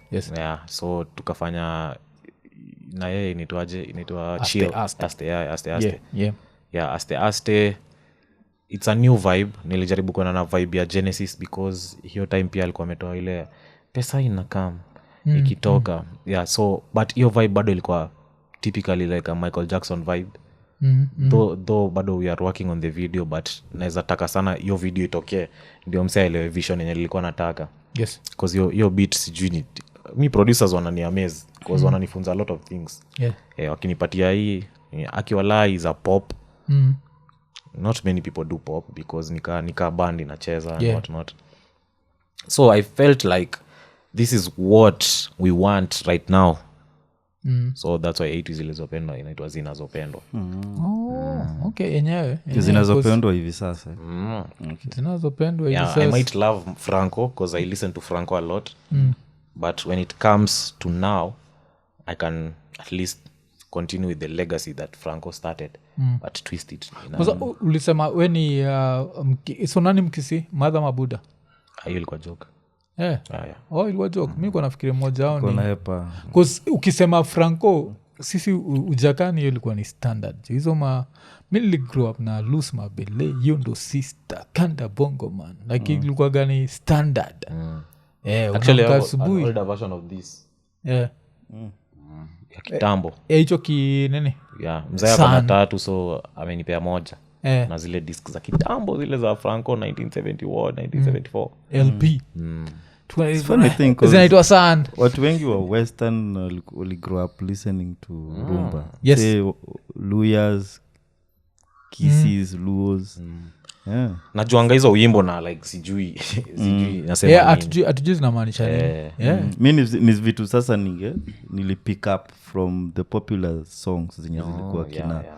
the Willows the nani Wilologomba yeah na Yondo Yondo ile ngoma ya Yondo Yondo inaitwa sister. nani unajua Yondo But najua Yondo alikuwa Gomba. na Yondo sasa in hindsight muangaliaga Buda anashindwa mother alikuwa na feel nini akiona Yondo kwa siku Yondo ni mzee so inamaanisha by that time nikiwatch Yondo sister yani ujue Yondo sister labda namjua but hiyo jina tafutie nini of course hatuwezi weka ngoma but tunaweza mweka akidance so alikuwa na dance kabisa kumbe alikuwa age mate ya kina mother either hivyo ama juu alikuwa super light skin she did not age well so saizi anakaa yani nini anakaga mzee kabisa kama shindo kina mother alikuwa na feel nini kuzungepata Buda amekaa chini ana watch right now Yondo she's sister 67 yes Buda amekaa chini ana watch Yondo anazungusha sasa walikuwa I think walikuwa magots hizo time kulikuwa na ngoma yake naitwa Bazo hii siwezi of course hatuna copyright nachiketa walikuwa Kenya 6 years ago ni sinamcheki cho hivi alikuwa I think navaa hivi namjua. alikuwa navaa hivi Unamjua. and this is unatry imagine like early 2000s ile unajua ujakani ilikuwa nini ni dem drip, dem amevaa long ingoma Yeye yake anajua long ni short amevaa long si traoja sasa inaitwa long yes ilikuwa like it's alafu ilikuwa it was something like mimi sijaicheki mother saizi anatan 70 what mother anatan 74 this year sijaicheki mother kampigilia long nacheki in your life that's the generation long that time. my mother came from. Kali, Yes namjua apparently yeah Yondo so kulikuwa gana so hii hii Bazo unajua ni ya 1991 yeah yes hii ngoma but ilikuwa- amewa luku hii luku ni ya sahi yes kuna vitu hazichanjigi kuna vitu hazichanjigi say that like majenzi sahii mna embrace like early 90s Vitu? ndio kulikuwa na this baggy yeah. so mmego back to kuzata mkiweka tiju What- backless ni Dera. backless what dera unachikia hapa hata mwadha mgongo iko iko mgongo iko tu ninijo yeah so huyo Yondo sister alikuwa huyo alikuwa sasa huko nachiki Buda juu iko pale ana watch so nikaa sisi siku hizi kuwatch akina Diana Cods unajua it's the same shit yeah so it's nini hicho na nini now performing music like is it something that unataka kudo like considering saizi the way Kenyans are starting to do these solo performances and we are starting to go there so the festival culture inaanza kucreep up hapa Kenya is it something that unajiona ukifanya na actually nimefanya performances kadhaa okay most zinakuanga za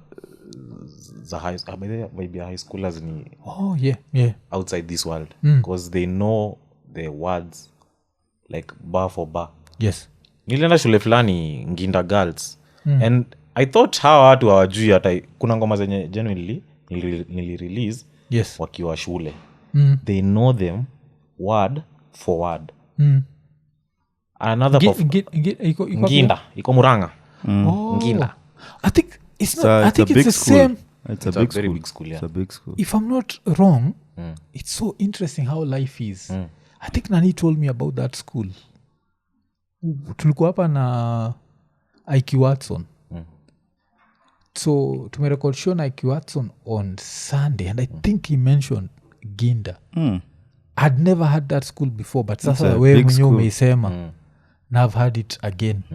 It's so interesting. So ulikuwa umefika huko, you ulikuwa when were you there? Last year tu. Then last year pia I had a chance to perform hiyo Chapone na Dengu JKUAT. I think that is the best day of my life. Yeah. Because Chapo Dengu that's a whole nini in universities si tukuwaga ni watu wa chapo mbili nyi mnakula chapo nne ni size ndo imereduce ama Okay, ilikuwa actually I was recreating a song ya Okane Kaseku. yes So nikaona Chapone na Dengu Omera WhatsApp kitu kaa hiyo. So me generally ilitoa tu for fun. Kumbe ilienda kuenda. is it still the meal to go to in universities because sisi time yetu ilikuwaga Chapo Dengu ilikuwa like lunch time ilikuwa gani hiyo na beans. Iko how much? yes tulikuwa time yetu sikumbuki ilikuwa I think maybe ilikuwa 30 bob saizi ni So time yetu ilikuwa 30 bob Chapo mbili na Dengu na beans. kusasi Dengu ilikuwa hiyo ama beans ilikuwa ni ashu Chapo ilikuwa ashu na cheki 10 bob so when I come to around 30 bob so ilikuwaga interesting kwa hizo siku kunapata mabuda wametoka maofisi zao wamekuja kupanga line wanakula kwa hostel then I think at some point they started asking for IDs because now it's subsidized food is subsidized for the students So hiyo performance hata mimi sijui itabidi tu nitakutumia uiweke katikati ya hii hiyo KQ ya JKUAT. yani JKUAT ilikuwa kali then vibe ilikuwa fiti. Ilikuwa fiti sana. Ilikuwa the best thing yani kufanyika. So kwa music ni akina nani unafikiria sasa kuwork now as because it seems it's something you're taking seriously. Unajua si tukikuangalia kama comedian mimi kwa nafikiria ni kitu tu nachukua for ni mchezo tu. Okay, for now I sidhani kama naweza taka kuwork na msee because I used to tell myself as a creator back then yes kulizia collabo as a small creator is harder.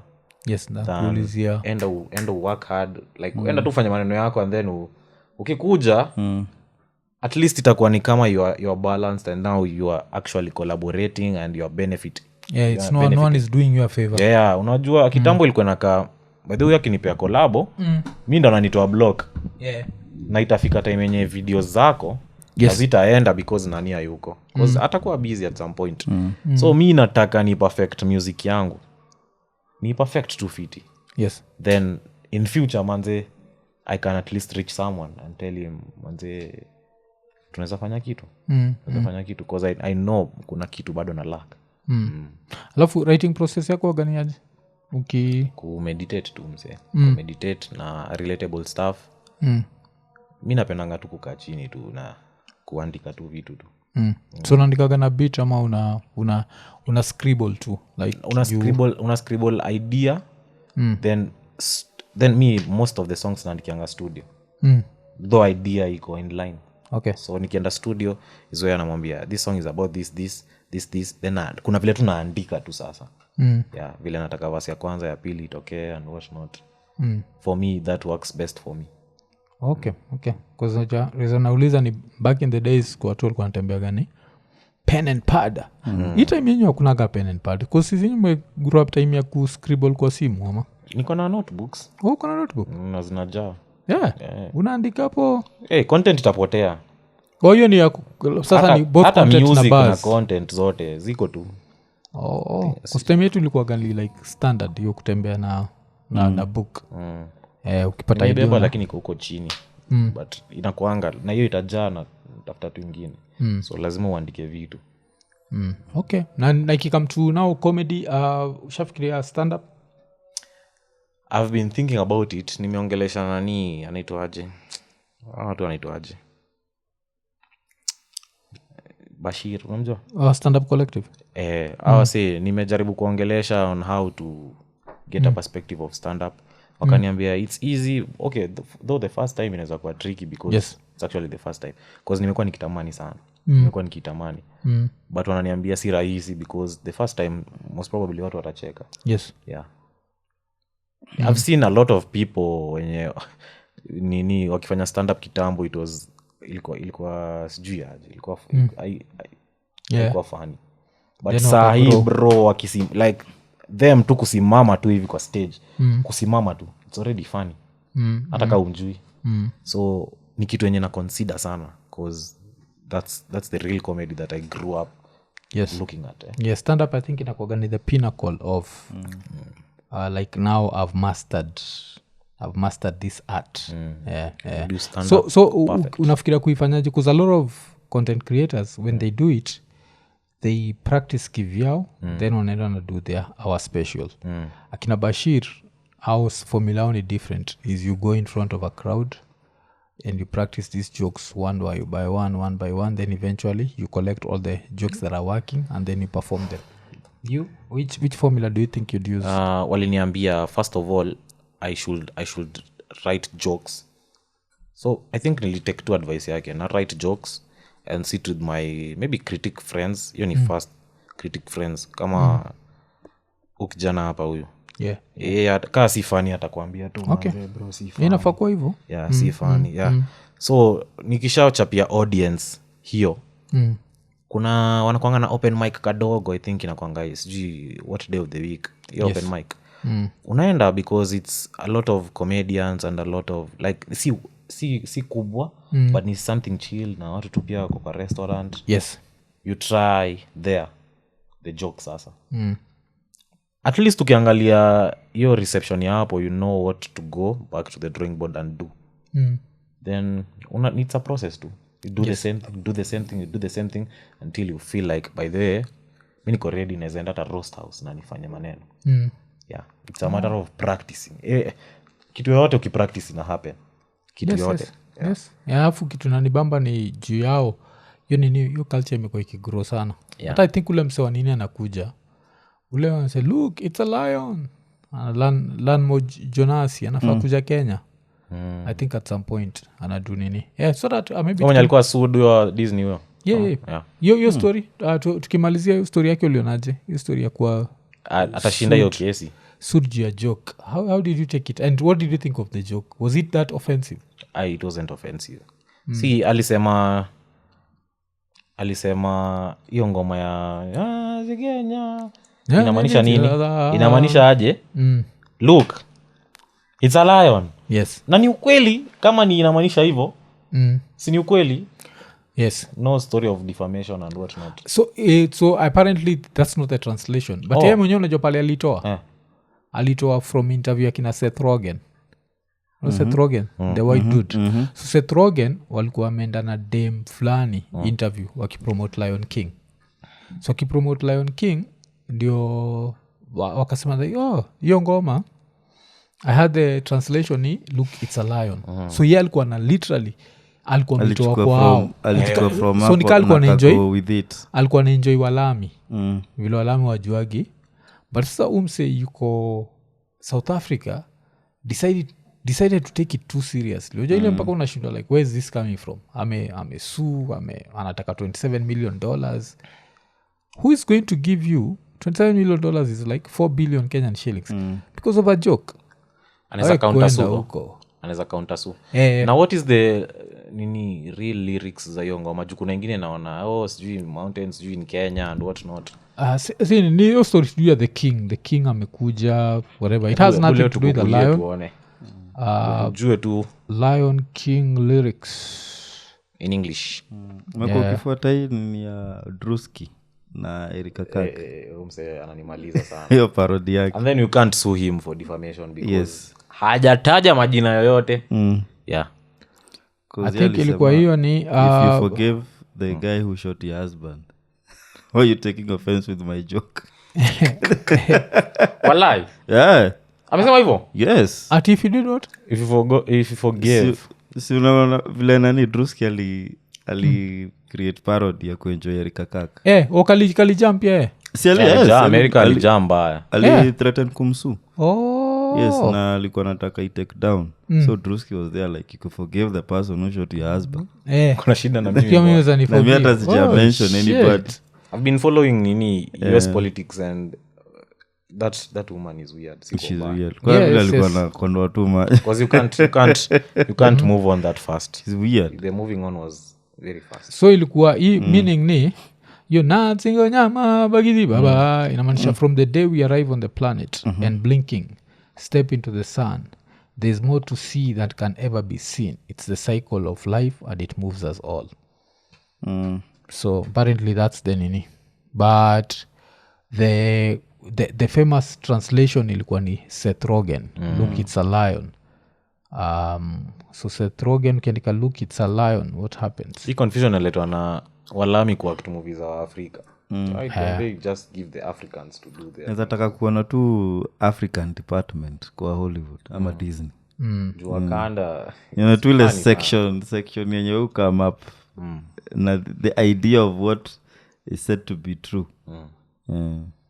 I think they actually need Africans for that. Your accent inakuanga ati we talk to the ambassador. Hiyo ni accent ya wapi bro? Si ya South Africa, si ya Nigeria, si ya but ulicheki vile nani umse bado Landmon ndio kana ile joke ati lions iko na in quotes American accent and the monkey has an African accent.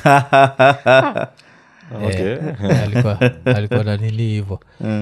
But ilikuwa nini kuna Seth Rogen akibonga Geo story alipatia nayo nini ya look it's a lion nacheki. So it's I don't know umse disappoint sana kwa sababu mfanya tukakaa kama Africans tukakaa wajinga. Najua like hatuwezi take a joke alafu unaexpect mtu akupatia 27 million jia. I think it shows you how that generation kuna hiyo generation ilikuwa kipumbavu sana ya hapa like nini wacha ni check I think nimepata hiyo look it's a lion. So Learn More, who's a Zimbabwean comedian, he's the America's Got Talent champion. He's won lots of awards. He is being sued by Lebo M, who is the composer of that song, Circle of Life. He's being sued for $27 million, which we don't know what for. I just found a really, really interesting video. Here comes a lion, father. Oh yes, it's a lion. Now, this whole Lion King thing, the interpretation of that. Right? So, I happened to find a video of Seth Rogen and Billy, Billy on the Street? I think it's Billy Eichen. So they're discussing the Lion King and what that song means. Here comes a lion. Oh yes, it's a lion. We're going to conquer a lion. We're going to conquer a lion. Yeah. So they did it before us. So they're saying the same thing. Look, it's a lion, father. It's a lion. Oh my, it's a... So Anasu what exactly? Because they are wrong. South Africa because I think new South African hatred for Zimbabweans. Umechiketa ile kitu imekuwa ikihappen hii wiki. Wamekuwa kigo round wakivunja masto za watu. Tanzanians. Wanavunja wase. I think niyo nini. Wanakuwa na ujinga like nichikiapo wameenda hapo wametoa MTZ kutoka kwa store yake wanaanza kumpiga manyahunyo. Walienda kwa buchari za wase wa nini wakaiba nyama. Unapata most of them si ati watakuwa that entrepreneur. So I think wase tu lazy wanasema how can ati hawa wase kukuja kwa country na nini. Because kitambo ilikuwa way worse 2013 2014 they were killing people. As long as you're working in SA wanakuwa kwere. Sasa at least hata itemo kitandiko mseni kwa nasikia kuna fala iko inasema kwere. Kwere na maisha ukisikia tu hivyo just know outside unajua tu ni whatever non-resident wa AC ama non-citizen. I don't think busy people wanaweza fanya vitu kama hizo. Watu ni watu tu lazy. But it's sad that nini but unani amekuwa kihafa na unajua mpaka ameprint t-shirts Ulan Mo Jonas yo nini huo comedian ameprint t-shirts akiambia wase need 27 million na wase wamekuwa kizibai wase wamedonate kwa only nini inaitwa GoFundMe yake wase wamedonate like over $20,000 kwa only niko nataka only funds nikata nini yake chekena ufala na hafana nayo so nani amemsu sasa kwa sud na mse wa South Africa so chikio Land Moja Nasi featuring this lion on AGT look it's a lion so huko US Geo Story imefanya nini tickets zake zina sell out I think pia wasantaka kunini wasantaka kumsupport featuring this lion kuna nini t-shirts nilichekia nauza za hiyo ngoja mwenye hiyo ngoma ndo msu yes Simon Ngoma amemsuju hiyo story. Mtu atatoa wapi 27 million waache mchezo pia. Sunachekiwa ameshikilia NY Post Still a Lion. So I think anauza hizi matisho za Still a Lion. ame have fun nayo kabisa. Like that's one of the things ile nini, but sunachekio hii t-shirt pia naiuza nachikika wameshikilia. Yes, look, it's a lawsuit. Inaitwa To look, it's a lawsuit. it's a lawsuit. Oh my god. Afa tiki msee kinajitetea ati alikuwa anataka tu apology, ati if nani apologized ati angemsue. Then tuko zile za what apology do you want? Like it's nonsense. There's nothing offensive. Like it's obviously nikatia sana. Afu ati 27 unataka 4 billion. When 27 nini, it's like at least it's like 3.5 billion Kenyan shillings. Why? Because msali make joke utaki kwenda huko. I think ilikuwa nini sana jo. But Buddha, shukran na kazi safi. Alafu pia another thing pia nanotisigi ni sikuwa nimekuuliza ni naona gani kapi unajua ku mimic voices za watu and how does that skill come ni kustudy tu. Kuzimefikiria juu kuzinikuwa na watch pia huu boy anaitwa Godfrey. Ushamwatch? Godfrey walikuwa kwa hiyo podcast yo Look, It's a Lion. Omse anajua Trump. Anajua kuchapa hizo vitu. Kwanza Trump? There's one yenye ameenda kumit Dr. Dre. Nilichekio. Ilikuwa funny sana. These are the doctors winning. Hata yeye unaweza fanya mingi bora nimekustudy. Hata gani unaweza do? Okay.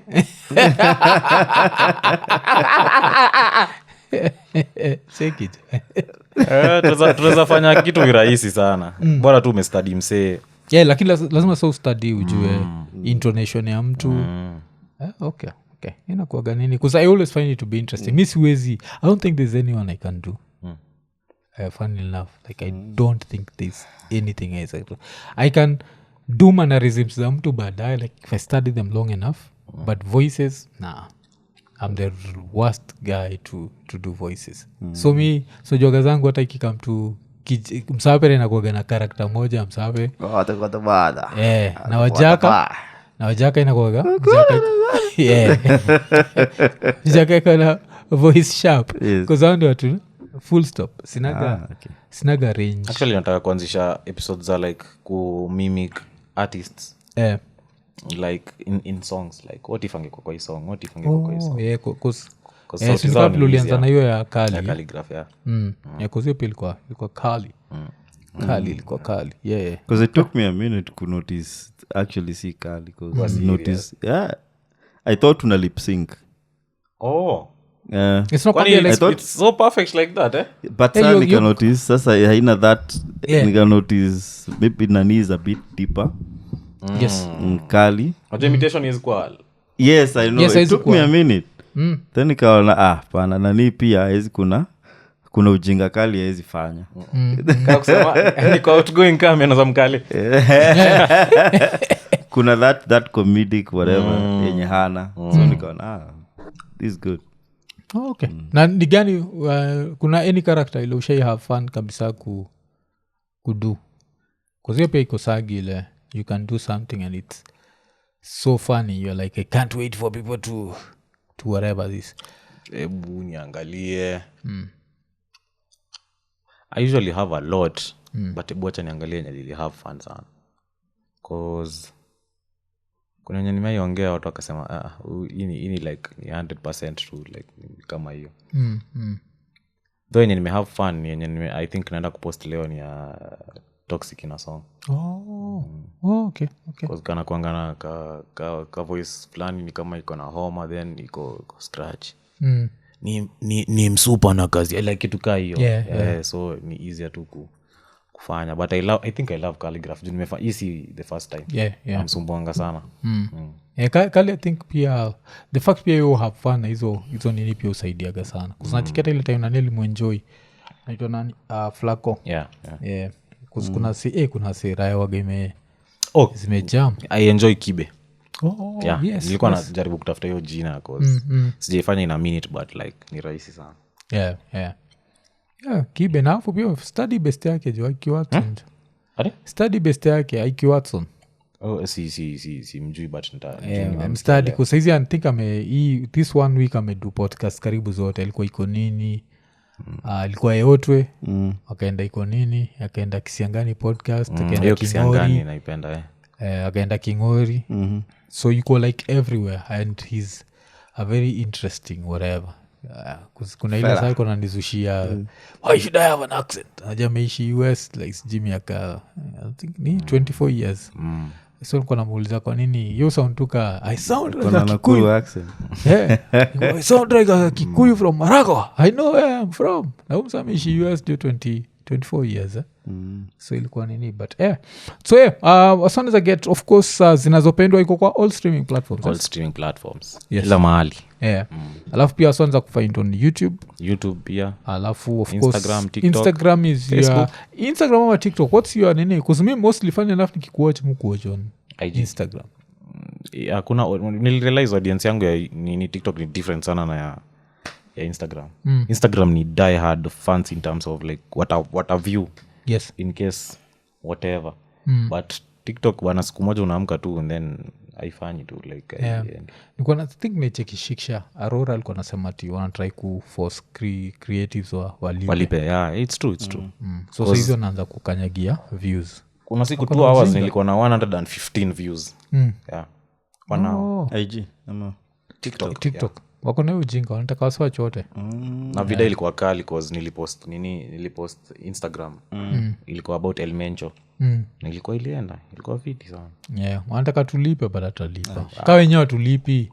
Unajua country zingine wanalipa like it's such a different muchekaga sana na TikTok ula sawa juagi like TikTok ya majuu na yetu ni different. Like ukifungua gaya majuu hivi inakuja na ads jo. Like mimi nilishtukaga jo siku ya kwanza ile niko like pale niko like damn ad like alafu ndio video inakuja na kama Kenya we are doing all this for free. Yes, I've gotten 1 million views but I'm not even getting a shilling. Milioni 1 million sijui ni like 10k but it's better than nothing. Yeah, better than nothing. At least you're being paid. Inafanya creator anafanya more and more ndio at least kwa mwezi akuwa amefikisha maybe say 24 million views in accumulative. Yes, then that's 240,000. Yes, that's good money. Because nicheki ati nini inaitwa Rwanda. Rwanda apparently wanaenda kumonetize. Yeah. Inalingana na government yenyewe inaongea na wao. Because Kenya unajua sisi I feel like sisi tunakuanga tumedominate TikTok sana. Now hawajui the moment tutataka ku withdraw from TikTok watatubega now ndio wataingiza hizo vitu za monetization. It's easier that way. Because kuna monetization nyingine pia ile ni ya kipumbavu joni ya Facebook tu. Facebook umemonetize? Yeah. Ni unajua I think ni vile page ilikuwa hacked so before tuanza kuisukuma kabisa page ilikuwa hacked na muhindi fulani kwa Pakistan.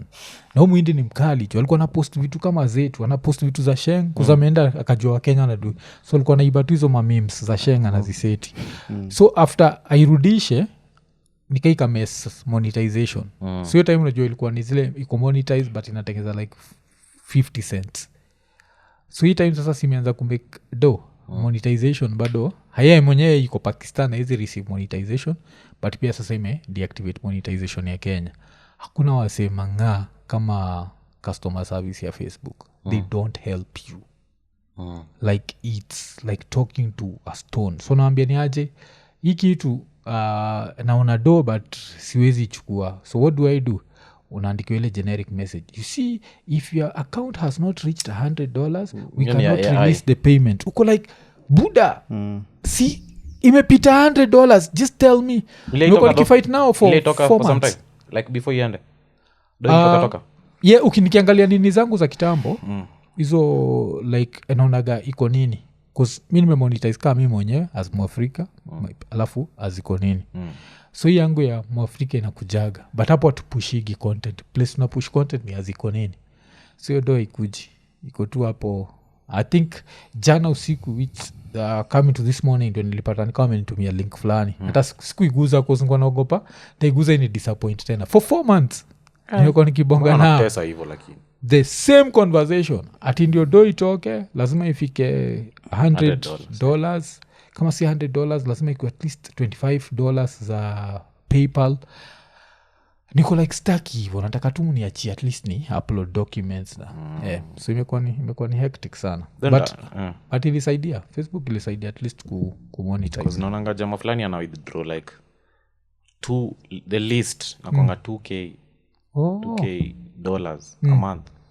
Okay. Though anafanyanga political content ya US so anapostingi ni animator. I think that is too much money like iko perfect hapo. Though customer service yao sikujua iko hivyo. Sikudanganya hiyo koza ya payment alafu ndio upate customer service ya Facebook lazima ukue na ile blue tick sindio uko na blue tick? Mi sina but waneka do kwa bank hiyo si shida sikutakuwa na shida itabidi ubuy hiyo blue tick. Katelo aliniambia okay that's so kitu ina happen ni number 1 hawata hata kuwe na blue tick ilo wamekupatia for free hautapata customer service lazima ulipie so ukiwa lucky wanaweza kupatia promotion where you'll pay $1 for a whole month otherwise you have to pay $12 ni upate customer service after get customer service sasa nao ni kabla wajue ile shida una go through so majuzi ndio for once wakaniambia go in review for like 3 weeks so sasa jana nikapata hiyo message kasema hii message nikifungua alafu ni disappoint nitajam so hata nimekumbuka saizi vile tunabonga I think sasa leo ndo nitaenda kuiclick nione but ni interesting sa but nilichekio TikTok anakuwa monetized in Rwanda so that's good news for us because I think it's only a matter of time before ikuwe monetized implementation tu na kuongea na TikTok CEO tubaki tumecheki okay kuza so wewe inamaanisha unge prefer views zitoke from Facebook more than Instagram because Instagram si bado hakuna do na hizi vitu these developed countries zote zinatoa do Instagram inatoa YouTube inatoa Spotify sisi Spotify haitoi Instagram haitoi Kenya hata ukisema on all streaming platforms mpaka unasema vitu zingine na kauchungu kuna zenye za kuboost views na mileage ya content yako but bila kwa tunamalizia kusema shukran and so Mluo inaitwa Zinazopendwa streaming on all DSPs sindio digital service nini alafu pia unaweza mpata on Instagram that's where nimekupata kabisa but pia uko TikTok as Mluo Socialite ama Mluo the same name Mluo Socialite okay alafu of course Facebook as Mluo Socialite Mluo Socialite yes baki ume support yes especially because the platforms that give us money man support there man watch on Instagram then rush to Facebook and just watch it for the hell of it for the second time to digest it for the second time that's how you support unajua si lazima support directly but that's how you support indirectly sindio at least wasabaki wametengeza do so imekuwa ni episode 642 okay hiyo vile susemaga that's what means we've done 107 episodes 6 times time again fly so imekuwa ni episode 642 so kama kawaida vile susemaga like subscribe hit the notification button tell a friend tukimalizia tukisema eko nene